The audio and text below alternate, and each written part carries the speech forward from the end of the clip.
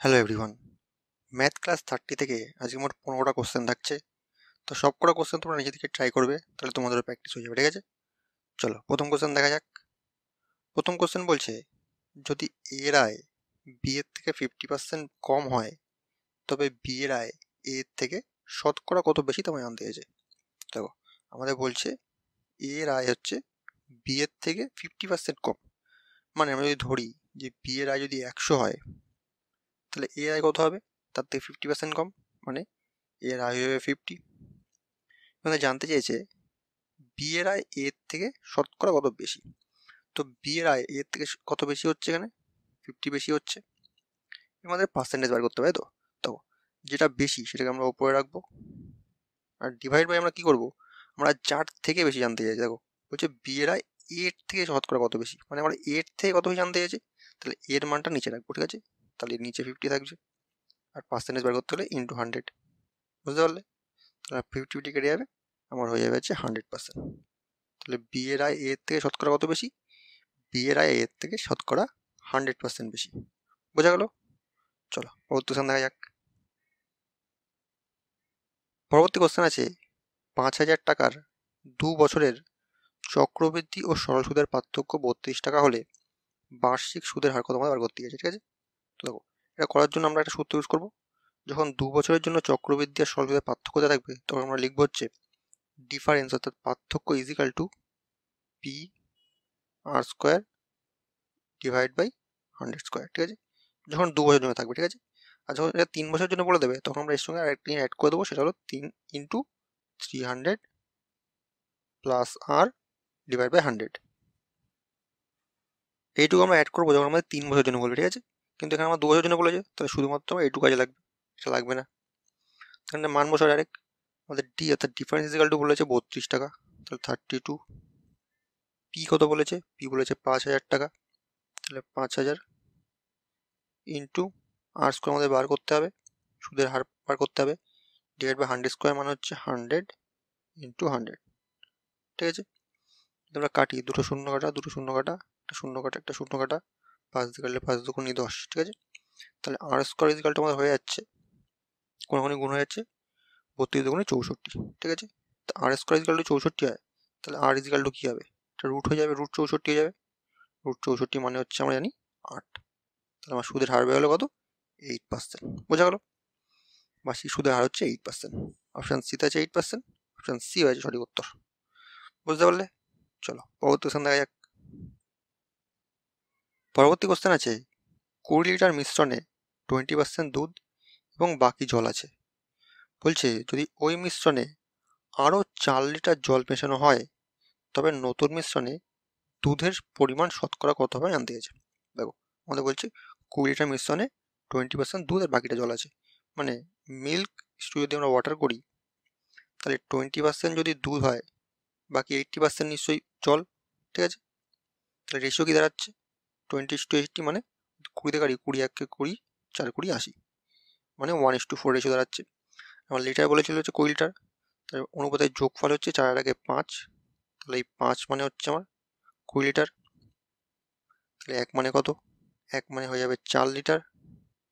এবার 1 মানে 4 লিটার মানে হচ্ছে, তাহলে মিল্ক কত? মিল্ক আমার 1 আছে, তাহলে 1 মানে হচ্ছে 4 লিটার হচ্ছে মিল্ক।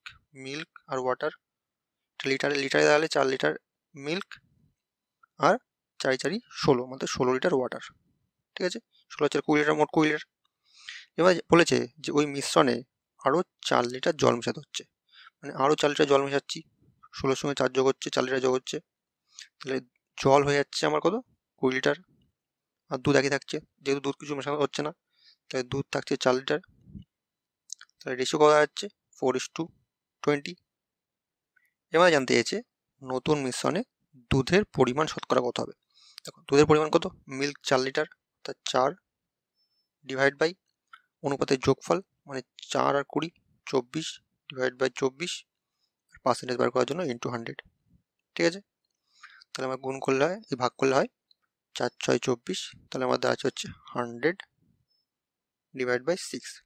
এটা ভাঙালে হচ্ছে 6 16 96, আর থেকে 4, 16 পূর্ণ 4 6, 4 ভাঙলে 2/3 হয়। ঠিক আছে, তাহলে আমার দাঁড়াবে কত? দাঁড়াবে হচ্ছে 16 এখানে লিখি 16.2-3%। বোঝা গেল? তাহলে নতুন মিশ্রণে দুধের পরিমাণ কত? 16.2-3%। অপশান কোথায় আছে? অপশান এতেই আছে 16.2-3%। অপশান এ সঠিক উত্তর। বোঝা গেল? চলো পরবর্তী কোশ্চেন দেখা যাক। পরবর্তী কোশ্চেন আছে, এক ব্যক্তি তার একটি ঘড়ি 720 টাকায় বেচলে 25% ক্ষতি হয়। বলছে যদি 25% লাভে ঘড়িটি বিক্রি করতে হয় তবে বিক্রয় মূল্য কত হতে হবে? দেখো আমাদের বলছে একটা ঘড়ি সে 720 টাকায় বিক্রি করছে, কিন্তু 720 টাকা বিক্রি করার ফলে তার 20% ক্ষতি হচ্ছে। তো আমি ধরে নিই ঘড়িটার কস্ট প্রাইস হচ্ছে 100%, ঠিক আছে? কস্ট প্রাইস হচ্ছে 100%। তাহলে এখান থেকে যদি সে 25% ক্ষতিতে বিক্রি করে, তার মানে কত টাকা মানে কত পার্সেন্ট বিক্রি করছে? 100 থেকে 25 বিয়োগ, মানে সে 75% বিক্রি করছে ঘড়িটাকে। আর এই 75% মানে তাহলে আমার বলছে 720 টাকা বিক্রি করছে, তাহলে 75 মানে হচ্ছে 720 টাকা। তাহলে এখান থেকে আমরা কস্ট প্রাইস বার করতে পারি ঘড়িটা কত। কস্ট প্রাইস কত ধরেছিলাম? 100%। তাহলে 75% মানে যদি 720 হয়, তাহলে 100% মানে কত? 720 ডিভাইড বাই 75 ইন্টু 100। বোঝা গেল? যদি আমরা কাটি 25 দিয়ে কাটলে 3 25 75, 4 25 100, 3 দিয়ে কাটলে 3 24 72, 240। তাহলে 4 0 0, 4 4 16 6, হাতে থেকে 1, 4 2 8 টাকা 9, মানে 960 টাকা হচ্ছে ঘড়িটার আসল ক্রয় মূল্য, ঠিক আছে? সে বেচেছিল এটাকে 720 টাকায়, যার ফলে 25% লস হচ্ছিল। এবার যদি 25% লাভে বিক্রি করতে হয়, তাহলে এই 960 টাকার ওপরে আমাকে করতে হবে, এই 960 টাকার ওপরে আমার 25% লাভে বিক্রি করতে হবে, মানে 100 সঙ্গে 25 যোগ, মানে 125% বিক্রি করতে হবে। বোঝা গেল? তাহলে যদি আমরা কাটি 25 দিয়ে কাটলে 4 25 100, 5 25 125, 4 দিয়ে কাটলে 4 24 96, অর্থাৎ 240। তাহলে দাঁড়াচ্ছে যে 5 0 0, 4 5 20 শূন্য থেকে 2, 5 2 10 আর 2 1200, মানে ঘড়িটাকে আমার 1200 টাকা বেচতে হবে, 25% লাভ করতে হবে, ঠিক আছে? অপশান কোথায় আছে? অপশান সিতে আছে 1200, অপশান সি হচ্ছে আমার সঠিক উত্তর। বোঝা গেল? এবার এটাকে তোমরা পরীক্ষা হলে একদম এক লাইনে করতে পারবে, সেটা হলো দেখো কী হবে। আমাদের কি বলেছিল? আমাদের বলেছিল হচ্ছে 720 টাকার ঘড়িকে 25% ক্ষতিতে বিক্রি করছে, তাই 25% লাভ করতে হলে কী করতে হবে? দেখো 720 টাকার ঘড়িটা 25% ক্ষতিতে বিক্রি করছে, মানে কি 100 থেকে 25 বিয়োগ, মানে 75% বিক্রি করছে। তাহলে কস্ট প্রাইস বার করতে হলে কী করতে হবে? ডাইরেক্ট উল্টে দিতে হবে 75%টাকে, তাহলে 100 বাই 75, ঠিক আছে? এটা করলে তার কস্ট প্রাইস বেরিয়ে যাবে। এবার আমাকে 25% লাভে বিক্রি করতে হবে, তাহলে 25% লাভ মানে কি 100 সঙ্গে 125 যোগ, মানে 125% বিক্রি করতে হবে, ঠিক আছে? 5% মানে হচ্ছে 125 বাই 100। এই কোশ্চেনটা সলভ করলে আমার এক লাইনে অ্যান্সার বেরিয়ে যাবে। এবার যদি কাটি তাহলে 100 100 কেটে যাচ্ছে, 25 দিয়ে কাটলে 3 25 75, 5 25 125, 3 24 72 240, সেই দেখো 5 0 0, 4 5 20 থেকে 2, 5 2 2 12, 1200 বেরাচ্ছে, ঠিক আছে? আমরা খালি এই এক লাইন করলে আমাদের পরীক্ষা হলে অ্যান্সার বেরিয়ে যাবে, অতটা করে দেখতে হবে না, শুধু ব্যাপারটা বুঝতে পারলেই হবে, ঠিক আছে? অপশান সি হচ্ছে আমার সঠিক উত্তর। চলো পরবর্তী কোশ্চেন দেখা যাক। পরবর্তী কোশ্চেন আছে, যদি √6 ইন্টু √15 ইজিক্যাল টু এক্স √10 হয়, তবে এক্স সমান সমান কত হয় আনতে আছে। তো এই দিয়ে কোশ্চেন আছে, আমাদের বলছে √6 ইন্টু √15 ইজিক্যাল টু এক্স √10। এবার যদি আমরা √6 আর √15কে গুণ করি, 6 15 90, √90 হয়ে যাচ্ছে এখানটায়, ঠিক আছে? 90 ইজিক্যাল টু এক্স √10। এবারে 9টাকে আমরা ভাঙাতে পারি √9 ইন্টু √10-এ ভাঙাতে পারি। √10-এ কেন ভাঙলাম? আমার এই পাশে √10 আছে, তাহলে আমাদের কেটে যাবে ডাইরেক্ট, ঠিক আছে? তাহলে √10 কেটে যাচ্ছে, তাহলে আমার এক্স ইজিক্যাল টু কী থাকছে?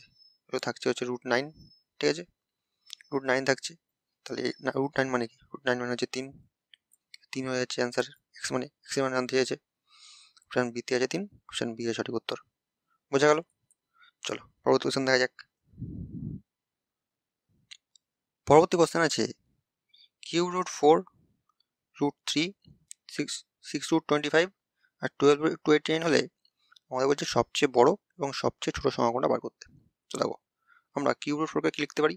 আমরা লিখতে পারি 4 টু দি পাওয়ার 1/3 লিখতে পারি এইভাবে, ঠিক আছে? 3 √টাকে কি লিখতে পারি? 3 √টাকে লিখতে পারি 3 টু দি পাওয়ার 1/2 লিখতে পারি, এভাবে লিখতে পারি। 6 √25কে লিখতে পারি 25 টু দি পাওয়ার 1/6 লিখতে পারি, ঠিক আছে? 289টাকে কি লিখতে পারি? 289 টু দি পাওয়ার 1/12 লিখতে পারি। এবার কি করতে হবে? আমাদের এই নিচের হরগুলো সব লসাগু করতে হবে, অর্থাৎ 3, 2, 6, 12 এটা লসাগু করতে হবে। তো 3, 2, 6 বার লসাগু করলে কত হয়? 3, 2, 6 বার লসাগু করলে আমাদের বেশি 12 আসে, ঠিক আছে? এবার আমরা এর সঙ্গে সবগুলো গুণ করে দেবো, অর্থাৎ এর সঙ্গে 12 গুণ করে দেবো, এর সঙ্গে 12 গুণ করে দেবো, এর সঙ্গে 12 গুণ করে দেবো, এর সাথে 12 গুণ করে দেবো। এবার যদি আমরা কাটি তাহলে আমার হচ্ছে 3 এর 4ই 12, হচ্ছে 3 এর 4ই 12, অর্থাৎ আমার থাকছে হচ্ছে 4 টু দি পাওয়ার 4 থাকছে। 2 দিয়ে কাটলে 6 দুগুণী 12, মানে 3 টু দি পাওয়ার 6 থাকছে। 6 দিয়ে কাটলে 6 দুগুণী 12, অর্থাৎ 25 তার স্কোয়ার থাকছে। এখানে থাকছে 12 দিয়ে কাটলে 12 করে 1 থাকছে, মানে 289 থাকছে, ঠিক আছে? বোঝা গেল? এবার 4 টু দি পাওয়ার 4 মানে কত? আমি জানি হচ্ছে 256, আর 3 টু দি পাওয়ার 6 মানে হচ্ছে 3 3 9, 3 9 27, 3 27 81, 81 ইন্টু 3 করলে 243, 243 ইন্টু 3 করলে 729, ঠিক আছে? আর 25 স্কোয়ার মানে হচ্ছে 625, আর হচ্ছে 289, ঠিক আছে? এখানে বলেছিল সবচেয়ে বড় এবং সবচেয়ে ছোট সংখ্যা বার করতে। তো সবচেয়ে বড় সংখ্যা কোটা? সবচেয়ে বড় সংখ্যা আছে যে 729, সবচেয়ে ছোট হচ্ছে 256, ঠিক আছে? তাহলে সবচেয়ে বড় হলো এইটা, সবচেয়ে ছোট হলো এইটা। তাহলে সবচেয়ে বড় সংখ্যা আমার দাঁড়াচ্ছে হচ্ছে √3, আর সবচেয়ে ছোট সংখ্যা দাঁড়াচ্ছে হচ্ছে 3√4, ঠিক আছে? অপশন কোথায় আছে? অপশন সিতে আছে √3 আর √4, অপশন সি হচ্ছে সঠিক উত্তর। বোঝা গেল? চলো পরবর্তী কোশ্চেন দেখা যাক। পরবর্তী কোশ্চেন আছে রামের ব্যয় ও সঞ্চয়ের অনুপাত 3:2। বলছে যদি তার আয় 10% বৃদ্ধি পায় এবং ব্যয় 12% বৃদ্ধি পায়, তবে সঞ্চয় শতকরা কত বৃদ্ধি পাবে জানতে চাইছে। দেখো আমাদের রামের ব্যয় আর সঞ্চয় অনুপাত দেওয়া আছে, অর্থাৎ ব্যয় আর ইস্টু সঞ্চয়, সঞ্চয় তার অনুপাত দেওয়া আছে কি 3:2। তোমরা কি জানি ব্যয় আর সঞ্চয় যোগ করলে কি পাওয়া যায়? ব্যয় আর সঞ্চয় যোগ করলে নিশ্চয়ই আমাদের আয় পাওয়া যায়। তাহলে আমরা যদি 3 আর 2 যোগ করি তাহলে আমরা কি পাবো? এখানে আমরা আয় পেয়ে যাবো, আয় পেয়ে যাবো। তাহলে 3 আর 2 যোগ করলে আমার আসে হচ্ছে 5, ঠিক আছে? তাহলে এখান থেকে আমরা আয় ব্যয় আর সঞ্চয়ের রেশিও পেয়ে গেলাম। আয় হচ্ছে 5, ব্যয় 3, সঞ্চয় 2। এর মধ্যে কি বলেছে? তার আয় 10% বৃদ্ধি পাচ্ছে আর ব্যয় 12% বৃদ্ধি পাচ্ছে। তো আমার পার্সেন্টেজ বাড়াতে হবে, তো আমরা কি করবো? আমরা এই সবার সঙ্গে দুটো করে 0 অ্যাড করে দিই, 500 করে দিই, ঠিক আছে, 300 করে দিই, ঠিক আছে, 200 করে দিই, ঠিক আছে? তাহলে পার্সেন্টেজ করতে সুবিধা হবে। তো যদি আয় 10% বৃদ্ধি পায় মানে 500-র ওপর 10% বৃদ্ধি হবে। 500 10% মানে কি? 10% মানে হচ্ছে 50। তাহলে বেড়ে কত দাঁড়াবে? বেড়ে দাঁড়াবে হচ্ছে 550, ঠিক আছে? আর কি বলছে? ব্যয় 12% বৃদ্ধি পাচ্ছে। 12% বৃদ্ধি পাওয়া মানে কি? 3 বারং 36, মানে 36 বৃদ্ধি পাচ্ছে। টোটাল হচ্ছে 336, ঠিক আছে? এবার জানতে চাইছি কি তাহলে সঞ্চয় শতকরা কত বৃদ্ধি হবে। তো দেখো ব্যয় বাড়লো কত, সরি আয় বাড়লো কত? আয় বেড়ে হলো 550 আর ব্যয় বেড়ে হলো 336, ঠিক আছে? তো আয় থেকে যদি আমরা ব্যয় বিয়োগ করি তাহলে হিসেবে সঞ্চয় পেয়ে যাবো, ঠিক আছে? যারা বিয়োগ করি তাহলে আমাদের আছে 36, 6 আর 4 10, এর থেকে 1, 4 আগে 5, 3 আর 2 5, 214, ঠিক আছে? তাহলে আমার সঞ্চয় দেওয়া হলো কত? সঞ্চয় দেওয়া হলো 214, ঠিক আছে? তাহলে কত বাড়লো? আগে ছিল 200, 200 থেকে 214 হয়েছে, মানে কত বেড়েছে? 14 বেড়েছে। এবার জানতে চাই যে শতকরা কত বৃদ্ধি পেয়েছে। দেখো আমার 14 বেড়েছে, কতর উপর বেড়েছে? আগে 200 উপর বেড়েছে, তাই ডিভাইড বাই 200, আর পার্সেন্টেজ বার করার জন্য ইন্টু 100, ঠিক আছে? তোমরা কাটি 100 দুগুণে 200, 2 দিয়ে কাটলে 7, তাহলে আমার সঞ্চয় শতকরা বেড়েছে হচ্ছে 7%। বুঝতে পারলে? অপশন বিতে আছে 7%, অপশন বি হচ্ছে সঠিক উত্তর। বোঝা গেল? চলো পরবর্তী কোশ্চেন দেখা যাক। পরবর্তী কোশ্চেন আছে দুটি সংখ্যা তৃতীয় সংখ্যা থেকে ক্রমশ 30% এবং 40% বেশি। বলছে তবে প্রথম সংখ্যা দ্বিতীয় সংখ্যার শতকরা কত শতাংশ তা নির্ণয় করতে। দেখো আমাদের বলছে 3টে সংখ্যা আছে, তার মধ্যে প্রথম দুটি সংখ্যা হচ্ছে তৃতীয় সংখ্যার 30% আর 40% বেশি। তো যখনই দুটো সংখ্যা বলবে আর তৃতীয় সংখ্যার 30% বা কোনো পার্সেন্টেজ বেশি বলে দেবে, তখন আমরা মনে করে প্রথম সংখ্যা হচ্ছে এ, দ্বিতীয় সংখ্যা বি আর তৃতীয় সংখ্যা সি, ঠিক আছে? তোমরা সবসময় তৃতীয় সংখ্যাটাকে 100 ধরে নেবো, ঠিক আছে? 100 ধরে নেবো, তাহলে করতে সুবিধা হবে। এ বলছে প্রথম দুটো সংখ্যার মধ্যে প্রথম সংখ্যাটা হচ্ছে 30% বেশি, মানে এ সি এর 30% বেশি মানে কি 130% বেশি মানে হচ্ছে 130, ঠিক আছে? আর হচ্ছে দ্বিতীয় সংখ্যার 40% বেশি মানে হচ্ছে 140% মানে 140। বোঝা গেল? তার মানে রেশিও পেয়ে গেলাম খুব সহজেই। এবার কোশ্চেন জানতে চাইছে প্রথম সংখ্যা দ্বিতীয় সংখ্যার শতকরা কত বেশি, কত শতাংশ। মানে প্রথম সংখ্যা দ্বিতীয় সংখ্যা, মানে প্রথম সংখ্যাটা দ্বিতীয় সংখ্যার বলেছে মানে সংখ্যাটা নিচে আসবে, অর্থাৎ দ্বিতীয় সংখ্যাটা নিচে আসবে, 140 আসবে। শতকরা কত বেশি জানতে চেয়েছে, তাহলে ইন্টু 100 হবে। বুঝতে পারলে ইকুয়েশনটা? যদি আমরা কাটি, শূন্য কাটা 2 দিয়ে কাটলে 7 দুগুণে 14, 2 দিয়ে কাটলে 50, 50 ইন্টু 13, 5 13 65, অর্থাৎ 650 ডিভাইড বাই 7 হচ্ছে। তো যদি 7 দিয়ে এটাকে কাটি, 7 নং 63, আর থাকে 2 20, 7 দুগুণে 14, আর থাকে 6, মানে 92.67%। ঠিক আছে, প্রথম সংখ্যাটা দ্বিতীয় সংখ্যা শতকরা এত পার্সেন্ট বেশি। বোঝা গেল? 92.67।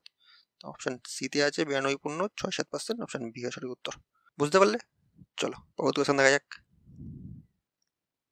পরবর্তী কোশ্চেন আছে, বলছে যদি 2 to the power x into 2 to the power y is equal to 8 এবং 9 to the power x into 3 to the power y is equal to 81 হয়, তবে এক্স ও ওয়াই এর মান কত আমাদের জানতে চাইছে। দেখো আমাদের কি বলেছে, 2 টু দি পাওয়ার এক্স ইন্টুতে কি আছে 2 টু দি পাওয়ার ওয়াই, ঠিক আছে, ইজিক্যাল টু আমাদের বলেছে কত 8। আরেকটা কি বলেছে, আরেকটা বলেছে 9 to the power x into 3 to the power y is equal to 81। ঠিক আছে, এবার দেখো সূচকের একটা নিয়ম আছে, সেটা হলো যদি আমরা a to the power m into a to the power n হয়, যেহেতু বেস দুটো সমান, দুটোই বেস সমান এ, তাহলে পাওয়ারগুলো যোগ হয়ে যায়, মানে a to the power m plus n হয়ে যায়। ঠিক আছে, এবার দেখো এখানে যেহেতু বেস দুটো সমান আছে, নিচে দুটো 2 আছে, তাহলে আমার হয়ে যাবে 2 to the power x plus y is equal to, এখানে 8 আছে, 8টাকে আবার আমরা কি করতে পারি 2 টু দি পাওয়ার কিউব লিখতে পারি। ঠিক আছে, তাহলে এবার আবার দুটো বেস সমান হয়ে গেল, তাহলে আমরা লিখতে পারি হচ্ছে x plus y is equal to 3 লিখতে পারি। ঠিক আছে, বোঝা গেল? এবার এখানে দেখো এখানে কিন্তু বেস দুটো সমান নেই, তাহলে প্রথমে সমান করতে হবে। তাহলে এখানে 9 আছে, 9টাকে কি করতে পারি আমরা, প্রথমে 9টাকে 3 স্কোয়ার করতে পারি, 3 স্কোয়ার, আর উপরে এক্স আছে মানে 2x হয়ে যাবে, আর into 3 to the power y আছে। ঠিক আছে, আর ইজিক্যাল টু কি আছে 81 আছে, 81টা আমরা কি লিখতে পারি 3 টু দি পাওয়ার 4 লিখতে পারি। ঠিক আছে, এবার দেখো বেশ সব সমান হয়ে গেল, মানে 2x plus y is equal two আমার কি হয়ে যাবে 4 হয়ে যাবে। বোঝা গেল? এবার আমরা কি বলেছি, আমরা দেখো এক্স আর ওয়াই মান বার করতে বলেছে। এবার আমরা সমাধান না করে ডাইরেক্ট অপশন এলিমিনেট করবো। তো প্রথম অপশন কি দেওয়া আছে এক্স 1 আর ওয়াই 2, তাহলে এক্স যদি 1 হয় তাহলে 2 1 কে 2 প্লাস ওয়াই 2, তাহলে আমার কি হয়ে যাচ্ছে এগুলো 4 হয়ে যাচ্ছে। তাহলে লেফট হ্যান্ড সাইড ইজগুলো রাইট হ্যান্ড সাইড, ঠিক আছে, এটা ঠিক আছে। এবার দেখি পরেরটা ঠিক আছে কিনা, এক্স 1 ওয়াই 2, 2 করি তো দেখো 3 আসছে, তাহলে আমার প্রথম অপশনটাই মিলে যাচ্ছে, লেফট হ্যান্ড সাইড ইজগুলো রাইট হ্যান্ড সাইড প্রুভ হয়ে গেল। বাকি অপশনগুলো দেখতে হলো না, তার মানে এক্স এর মান হবে 1, ওয়াই এর মান হবে 2, প্রথম অপশনটা ঠিক আছে। বোঝা গেল? চলো পরবর্তী কোশ্চেন দেখা যাক। পরবর্তী কোশ্চেন আছে, দুটি সংখ্যার অনুপাত 4:7, বলছে তাদের প্রত্যেকের সাথে 4 যোগ করলে অনুপাত হয় 3:5। বলছে তাদের বড় সংখ্যাটা নির্ণয় করতে। দেখো আমরা বলেছি দুটো সংখ্যার অনুপাত 4:7, তোমরা ধরে নাও একটা 4x আর একটা হচ্ছে 7x। ঠিক আছে, এই বলছে এবার এই দুটোর সঙ্গে 4 যোগ করতে, তাহলে অনুপাত দাঁড়াবে 3:5। তোমরা 4:7কে কি লিখতে পারি, এভাবে লিখতে পারি, বাই করতে 4x ডিভাইড বাই 7x লিখতে পারি। ঠিক আছে, এবার দুটোর সঙ্গে বলছে 4 যোগ করতে, মানে এর সঙ্গে 4 যোগ করতে আর এর সঙ্গে 4 যোগ করতে, তাহলে আমার অনুপাত দাঁড়াবে হচ্ছে 3:5। 3:5 আমরা লিখতে পারি 3/5 লিখতে পারি। ঠিক আছে, এবার কিছু না, ডাইরেক্ট গুণ করো, কোনাকুনি গুণ করলে 4 5 20x plus 20, 3 7 21x minus 3 4 12, 21x টাকে বসালে কি হচ্ছে আমার থাকছে হচ্ছে x থাকছে, আর 12টাকে বসালে 8 থাকছে। ঠিক আছে, তাহলে আমার x ইজিক্যাল টু হচ্ছে 8। বোঝা গেল? তাহলে x ইজিক্যাল 8 হলে আমার বলেছে কি সবচেয়ে বড় সংখ্যা বার করতে, সবচেয়ে বড় সংখ্যা কত 7x, তাহলে 7 ইন্টু 8, তাহলে 7 8 হয়ে যাচ্ছে আমার 56, সবচেয়ে বড় সংখ্যা 56। অপশন বি থেকে 56, অপশন বি হয় সঠিক উত্তর। বোঝা গেল? চলো পরবর্তী কোশ্চেন দেখা যাক। পরবর্তী কোশ্চেন আছে, এ ও বি কোনো কাজ যথাক্রমে 20 দিন ও 40 দিনে করতে পারে। বলছে যদি তারা একসাথে 5 দিন কাজ করে তবে আর কত অংশ কাজ বাকি আছে তা আমরা জানতে চাইছি। দেখো আমাদের বলছে এ একটা কাজ 20 দিনে করতে পারে, বি সেই কাজটাই 40 দিনে করতে পারে। তো এখান থেকে মোট কাজ কি বার করে, দুটো লসাগু করতে হবে। দুটো লসাগু বের করলে আমাদের 40ই আসবে। তাহলে মোট কাজ আমার 40।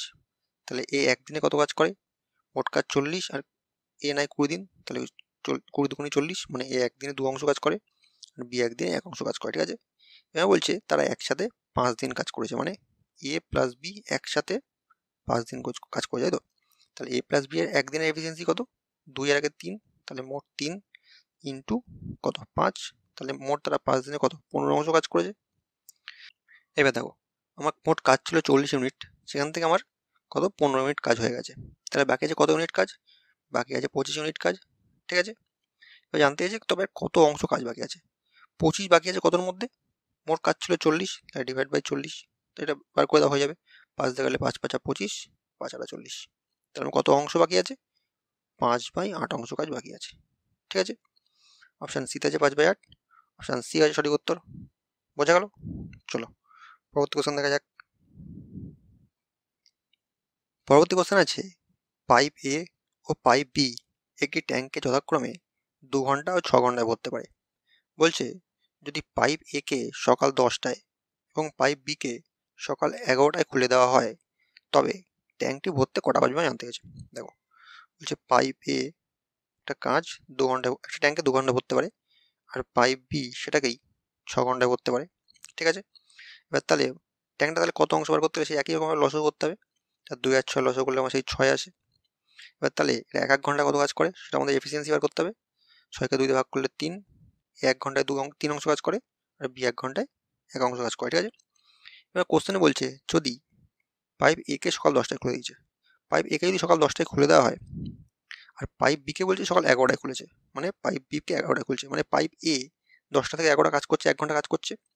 তো পাইপ এ যদি 1 ঘন্টা কাজ করে তাহলে কত অংশ কাজ করবে, 3 অংশ কাজ করবে। ঠিক আছে, তারপরে পাইপ এ আর বি একসঙ্গে কাজ করবে 11টার সময়, যেহেতু পাইপ বি কে খুলে দিচ্ছে তাহলে পাইপ এ বি 11 থেকে কাজ করা শুরু করছে।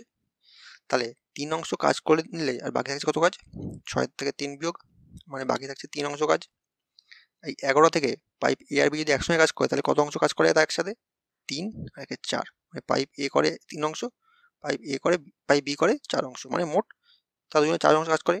কিন্তু আমার কাজ আছে কত অংশ বাকি, কাজ আর 3 অংশ কাজ বাকি আছে। তাহলে কি হবে, ডিভাইড বাই 4 করতে হবে, এত ঘন্টা। ঠিক আছে, এবার এই ঘন্টাটাকে যদি আমরা মিনিটে পরিণত করতে যাই তাহলে কি করতে হবে, এর সঙ্গে 60 গুণ করতে হবে,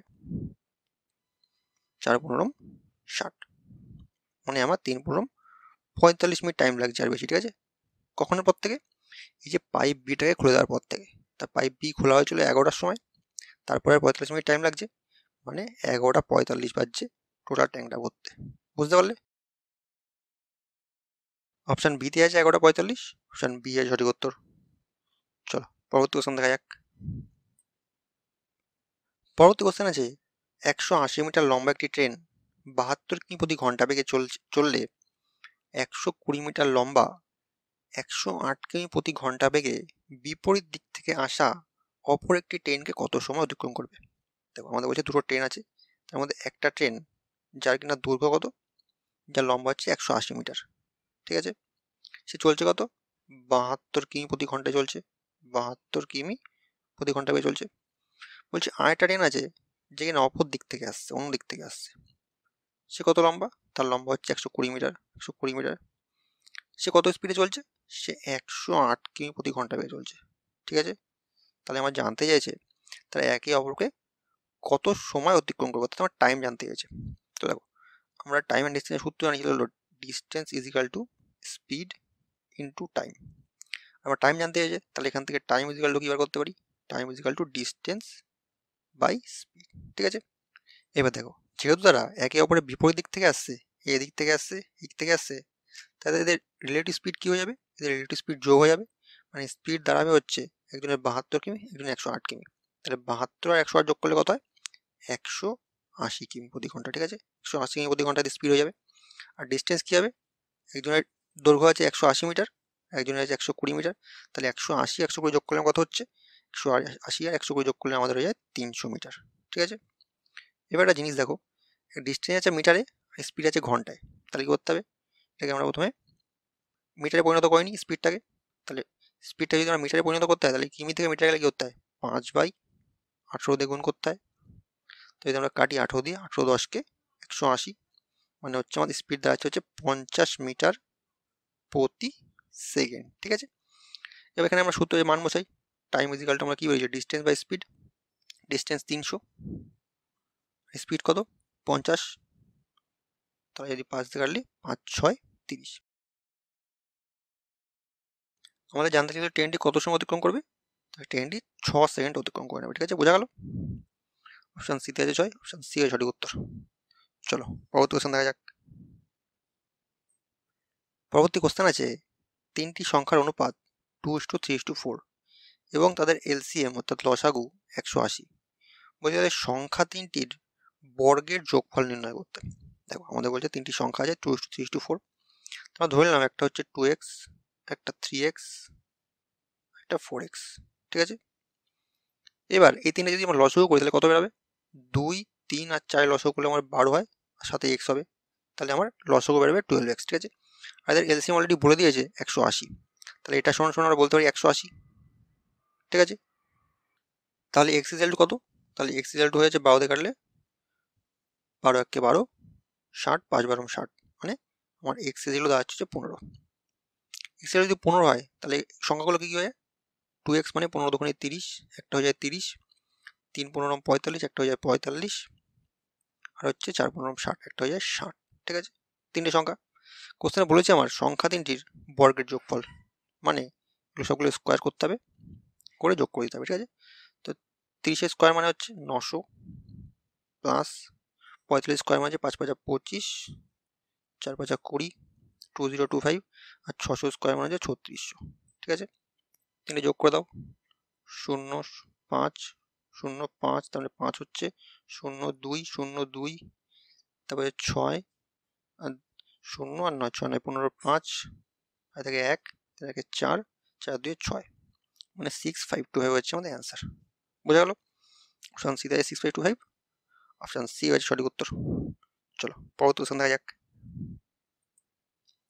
পরবর্তী কোশ্চেন আছে, যদি একটি ভগ্নাংশের লবকে 20% বৃদ্ধি করা হয় এবং হরকে 10% হ্রাস করা হয়, তবে ভগ্নাংশটি হয় 16/21। ঠিক আছে, তাহলে বলছে মূল ভগ্নাংশ নির্ণয় করো। ঠিক আছে, তো এই কোশ্চেনে তোমাদের এই যেগুলো থাকছে, তার অ্যান্সার কী হবে তোমরা করে কমেন্ট অবশ্যই জানাবে। ঠিক আছে, তো এই ছিল যে 15টা কোশ্চেনগুলো ভালো লাগলে অবশ্যই একটা লাইক করে নিও, আর চ্যানেল নতুন থাকলে সাবস্ক্রাইব করে নিও। চলো।